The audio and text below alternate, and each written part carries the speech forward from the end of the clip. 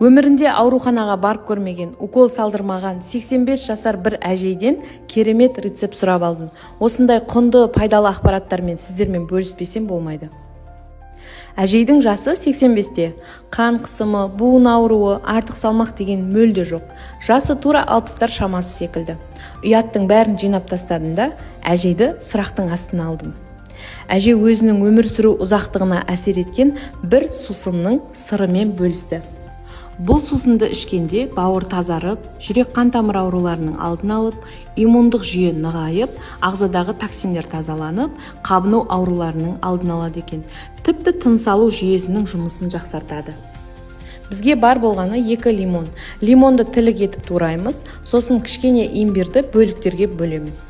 Сонымен қатар пияз бен сарымсақты майдалап турап, барлығын бір ыдысқа салып, үстінен 1 шай қасық куркума мен кішкене қарабош саламыз. Куркума мен қарабошты салу бұл қоспаның күшін 2000 есеге жоғарылатады.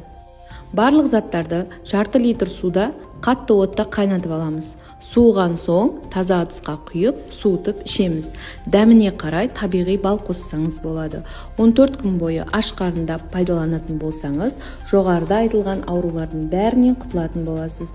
Ақпарат пайдалы болса лайк басып, маған тіркелуді ұмытпаңыз.